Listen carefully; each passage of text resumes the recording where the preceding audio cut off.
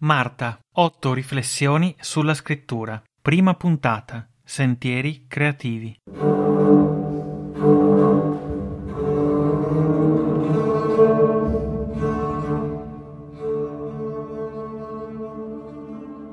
Nulla è andato come doveva andare. Questo podcast in realtà doveva essere una conferenza sulla scrittura ispirata da un processo dell'Inquisizione. Dovevo raccontare questa storia in un auditorium dall'acustica scadente, gremito di studenti svogliati o rapiti dalla mia arte retorica. Ero pronto a tutto, ma non a ideare, scrivere, registrare un podcast. Sigla. Qualche anno fa, noi di Matearium abbiamo casualmente scoperto la storia di Marta, mistica ribelle del Seicento. In questo podcast ti raccontiamo come la sua vicenda storica si è trasformata in una riflessione sulla scrittura e sulla drammaturgia ricca di infiniti spunti.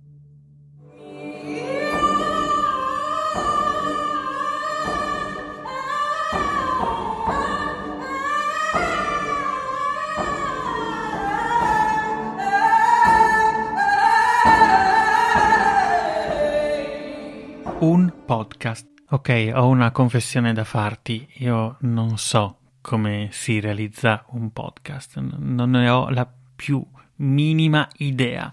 E allora mi sono un po' informato, ho letto vari siti e devo dire che ho trovato delle informazioni importanti. Innanzitutto è importante scegliere la musica e noi siamo fortunati perché abbiamo un concerto, già come scoprirai poi dai credits, un concerto dedicato a Marta, quindi abbiamo già un contesto sonoro, un'atmosfera molto chiara. Devi scegliere poi la tematica e noi la tematica ce l'abbiamo, la tematica è quella della storia di Marta, insomma non si va fuori da questi binari e bisogna avere anche un minimo di capacità e quella mi sa che proprio non ce l'abbiamo. Allora stiamo facendo corsi online tra di tutto. Tra l'altro ho trovato un corso molto interessante che si intitola Guadagna con i podcast in 48 ore e devo dire che voglio proprio iscrivermi perché mi sembra molto realistico, no? Mi sembra proprio realistico di iniziare a guadagnare con i podcast in 48 ore.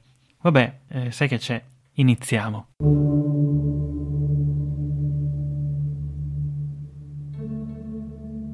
Mentre sto scrivendo, è il 28 di dicembre del 2020. Fuori sta nevicando.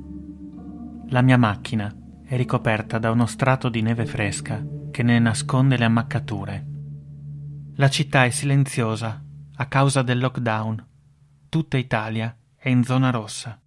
Ti racconto questo perché è l'ultima cosa che avrei immaginato di raccontarti per questa storia, la storia di Marta.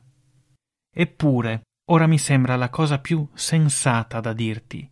Gli eventi non sono andati esattamente come immaginavo. Sai una cosa? In questa storia niente è andato come i suoi protagonisti avevano auspicato. Prendiamo il Tribunale della Santa Inquisizione.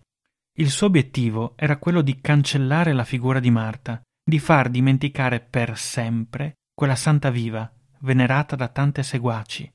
E invece, eccoci qui. Mi affaccio alla finestra. Il sole non è ancora sorto. Sono le 6:08 del mattino. Le poche auto che passano tracciano dei solchi grigi sull'asfalto ricoperto di neve. Le vetture lasciano tracce sul loro percorso che resistono nel tempo, nonostante la copiosa nevicata. Per ciascuna di esse si potrebbero ricostruire il punto di partenza e di arrivo. Lo stesso è successo al Tribunale della Santa Inquisizione. Nel suo tentativo di cancellare ha lasciato tracce, delle linee precise che ci hanno condotto fino a Marta. È paradossale, non credi? Il principale antagonista è diventato il principale aiutante in questa storia. Chi voleva far dimenticare ci ha permesso di ritrovare. Neanche per Marta le cose sono andate come dovevano andare, non importa quale prospettiva scegli. Nel suo caso ogni previsione è saltata. Era una donna del Seicento in Friuli, periferia dell'impero e della Serenissima, quindi aveva 2 sentieri ben delineati davanti a lei, gli unici che poteva percorrere. Il primo, sposare un uomo, uno del suo rango, ovvero percorrere il sentiero che conduce verso un focolare, la costruzione di una famiglia anonima. L'altro sentiero, la seconda opzione, invece conduce dritto dritto verso il convento, prendere i voti, diventare sposa di Dio, un'anonima sposa di Dio. Marta ha davanti a sé 2 sentieri, delineati in modo preciso e indelebile, nonostante la copiosa nevicata. Fuori da queste 2 guide perfettamente tracciate c'è tutto un mondo di eresie. Eresia, ovvero perdersi, vagare, errare fuori dal sentiero. Volevi uscire da quella via tracciata? Da figlia, madre, sposa, diventavi matta, strega, zitella, puttana, santa.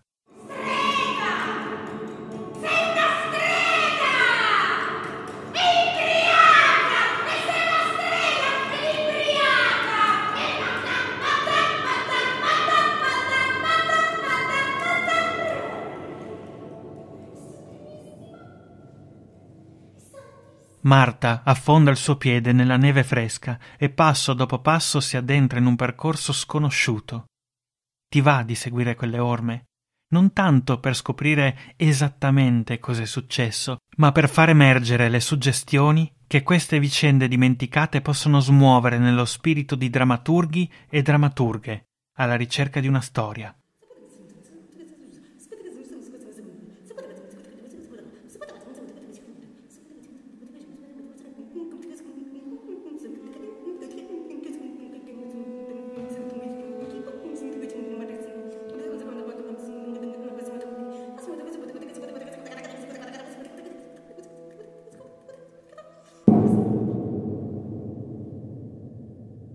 Ho scritto questa puntata prendendo ispirazione da una telefonata con il drammaturgo Dario Paolo D'Antoni, che assieme a Stefania Orsella e il sottoscritto sta curando la ricerca sulla santa mancata Marta Fiascaris. Anche per Dario è stato fondamentale perdersi nella miriade di documenti e informazioni incontrate in questa avventura.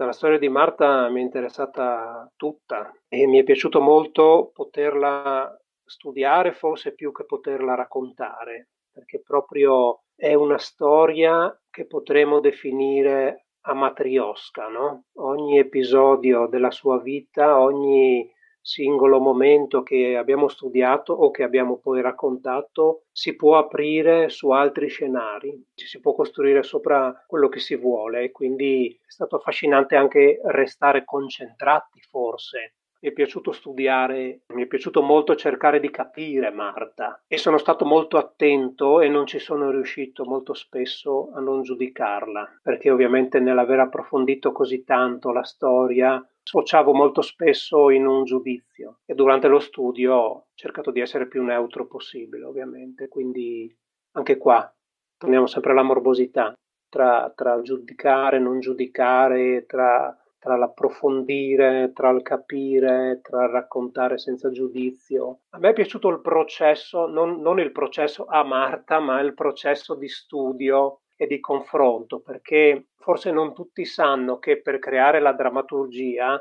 abbiamo incrociato le storie di altre sante o presunte sante più o meno contemporanee ai fatti di Marta.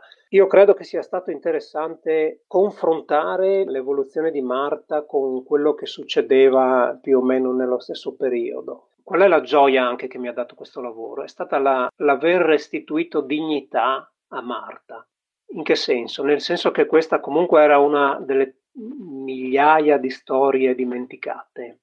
Una storia importantissima per tantissimi versi, appunto come abbiamo già detto, sia familiari che relazionali, psicologici. E sono molto contento che questa storia sia stata, per così dire, rispolverata e sia ora viva, perché adesso c'è molto interesse attorno alla figura di Marta Fiascaris e questo credo che sia il risultato veramente più bello di tutto il lavoro che è stato fatto e di tutti i lavori che verranno, perché è una storia incredibile e meravigliosa. Ok, ho appena riascoltato la puntata e non mi sembra poi così male. Voglio dire, è un po' letteraria in alcuni punti, alcuni accostamenti di immagini sono leggermente forzati. Dario che risponde improvvisamente al telefono senza preamboli può sembrare surreale. Insomma, è evidente che non inizierò a guadagnare con i podcast in 48 ore, o forse non lo farò mai. Però in chiusura ti vorrei proporre una breve riflessione su cosa hai imparato oggi da questa esperienza creativa fatta di sante mancate, di scritture e di tracce sonore. Sicuramente a non aver paura di cambiare idea, dell'imprevisto, di cambiare la storia che sto scrivendo. Sono convinto che qualcosa di prezioso accade nel momento in cui affondo il piede al di fuori di un sentiero già tracciato. Ti aspetto alla prossima puntata dedicata al ruolo del contesto nella storia di Marta e nella scrittura in generale.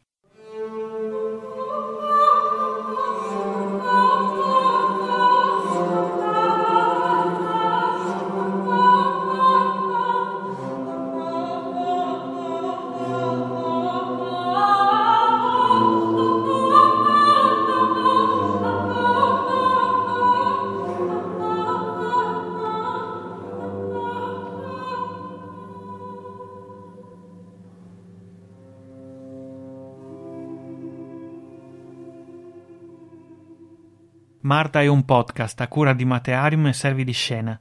Testi e voci di Alessandro Di Paoli e di Stefania Ursella. Commenti musicali estratti da Marta, concerto per voce Straordinarius. Composizioni di Matteo Sarcinelli interpretate da Laura Giavon e Davide Ceccato. Progetto realizzato con il contributo della Regione Friuli Venezia Giulia e dell'Associazione Saltarello.